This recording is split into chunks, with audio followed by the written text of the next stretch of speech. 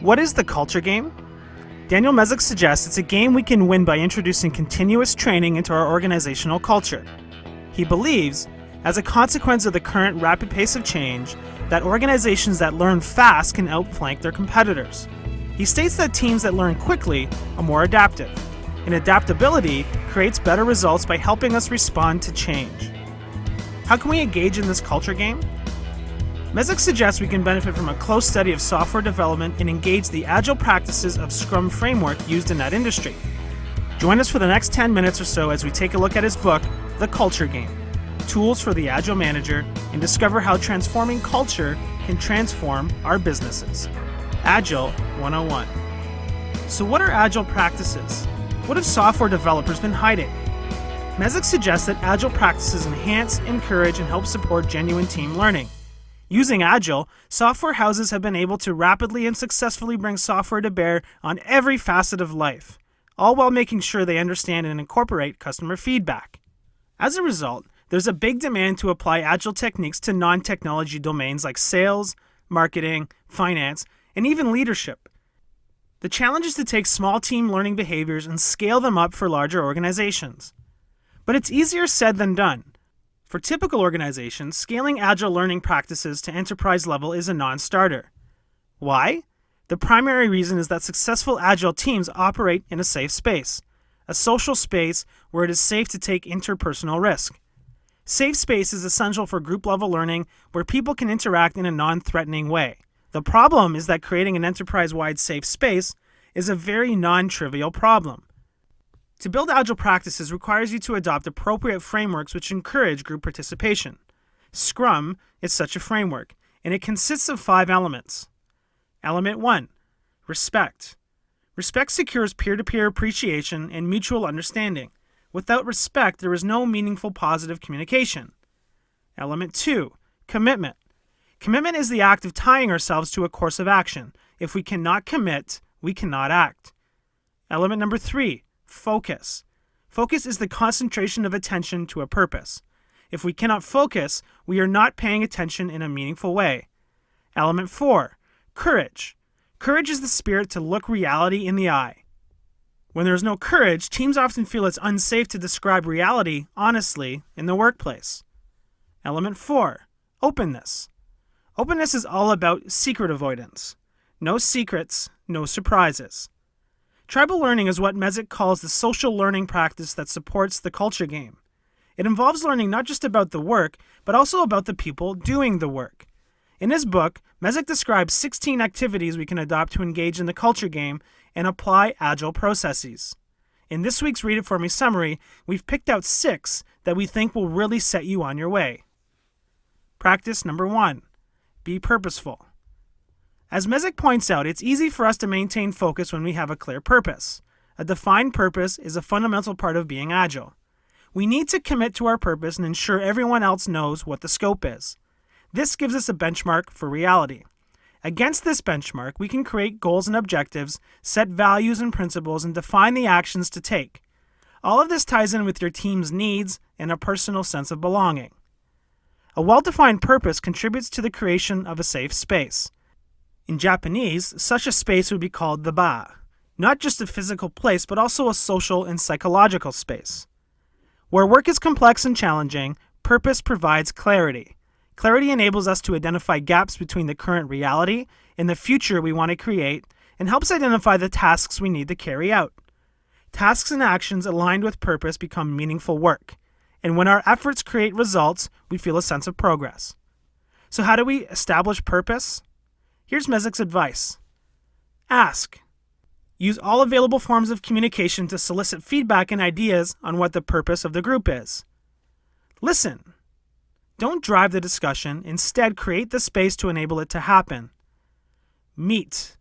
Hold some meetings and make sure we have a facilitator. Keep it light. Exploring a clearly defined purpose can trigger strong emotions, even potentially negative emotions that express frustration with the organization. Play games. When meeting around developing a sense of purpose, play some games to help generate ideas, movement, and agreement. Keep it short and get it done. Enough said. Practice number 2. Facilitate your meetings. Mezick advises us that facilitated meetings are more focused, more organized, and more constructive. When attendees' goals and boundaries are defined, meetings can be truly successful. But the challenge is, if we call a meeting, how can we separate meeting management from participation? Enter the facilitator. In facilitated meetings, we, the convener, are able to participate more fully and observe without the additional responsibility of running the meeting. Facilitators are there to keep meetings flowing and to end on time. We can use facilitators to stay organized, complete meeting agendas, and learn faster as a group.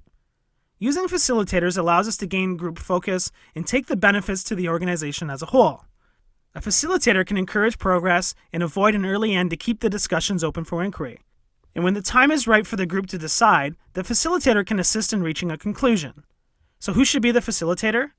A good practice is to have a person from outside our group facilitate the meeting. Later, you can return the favor and send over one of your team to facilitate the meetings, increasing collaboration across departments. So how do we set up facilitated meetings? Here are Mezick's thoughts. Socialize the idea of facilitated meetings. Simulate discussion. Identify a facilitator. Listen and watch carefully for people who willingly opt in to try facilitation. Experiment and inspect. Experiment by convening a facilitated meeting. What benefits did it bring? Is there a better sense of progress? Practice number 3. Examine your norms. Mezick suggests that the activities that we do together as a group matter a great deal. How we handle communication, brainstorming, meetings, email, and other interactions matter. Positive interactions support alignment with our purpose, values, principles, and goals. Ambiguous goals, fuzzy rules, and lack of feedback can work against our interests. When our group changes habits to increase alignment with purpose and values, it's easy to do what's familiar. Old habits die hard. Mezick says we must constantly examine our norms to make sure they remain in line with our wider purposes and values. We need to look at everything. This involves recognizing the need to improve. Some of this discussion may be interpreted as being personal. That's why the safe space is so important. It shields us from getting too emotional about our old habits. So how do we start to examine our norms? Identify. Identify an inspection point. Create opportunities to inspect what is going on. Groupthink. Perform the inspection as a group. Contextualize. Engage in dialogue about the stories behind the norms. Brainstorm and choose. Brainstorm alternatives and choose a set of candidate changes. Narrow down the discussion of changes to 3 or 4 ideas. Finally, pick and progress. Pick one and agree, then monitor participation. After the decision, everyone will theoretically have made a commitment to the new norm. Make sure they follow through and reaffirm their commitment if needed. Practice 4. Game your meetings. As we've discussed in previous reviews, meetings are a major source of waste. Meetings can suck your energy when attendance is not optional, when the goal and rules are fuzzy, and when there's no way to gauge progress. Mezick tells us to make meetings fun, enjoyable, and engaging by gaming them. Not a game, as in play, but a game where there is structure, clarity, and a set of rules to follow. By establishing a clear goal, a clear set of rules, and a clear way to receive feedback, every meeting will become more enjoyable and effective. When a meeting is set up as a good game, each participant can locate themselves within the flow of the game and enjoy the experience. Here are a few pointers from Mezick. Have only one conversation. Try to establish the rule that when one person talks, everyone else listens. Forbid side conversations and over-talking. Make meetings manageable. If we always have marathon meetings, we need to ask, why are they so? Why is this the norm? Can we break meetings up into smaller meetings? Long meetings are a drag. We need to game our meetings by making them short and adding clearly defined breaks for longer meetings so people can pace themselves. Provide feedback on how the meeting is progressing. This can be a task board or a set of agenda items with empty checkboxes, anything that visibly indicates progress. Practice number 5. Manage your boundaries. Mezick tells us to be mindful of boundaries. Fuzzy boundaries require constant negotiation. Clear boundaries do not. Agreed upon boundaries create containment. Fuzzy boundaries tend to favor people who have negotiation skills. We need to focus on boundaries expressed in time, expressed as tasks, and expressed as physical territory. When in a development mode, we should loosen boundaries to encourage discussion and dialogue. When seeking agreement, we should tighten boundaries for tight definitions. In summary, without boundary management, everything is up for negotiation. When good boundary management is in play, all energy can be focused on the work. Practice 6. Socialize books. It wouldn't be fair for us to reaffirm our commitment to learning from books, and Mezick supports this belief. He suggests we shape, confirm, and validate our culture by making books widely available. By doing this for our tribe, we make a high-impact statement about our culture and commitment to collective learning. He tells us to use the active socialization of books to signal what we value. By making books available, we state that our organization values learning.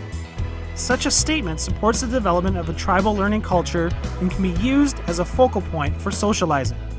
We can develop opportunities for face-to-face meetings, reading circles, and discussion groups around the books. In turn, the people that actively participate are signaling their own willingness to commit themselves to the new culture, tribal learning. And there you have it, everything you need to get started creating an agile culture in your business.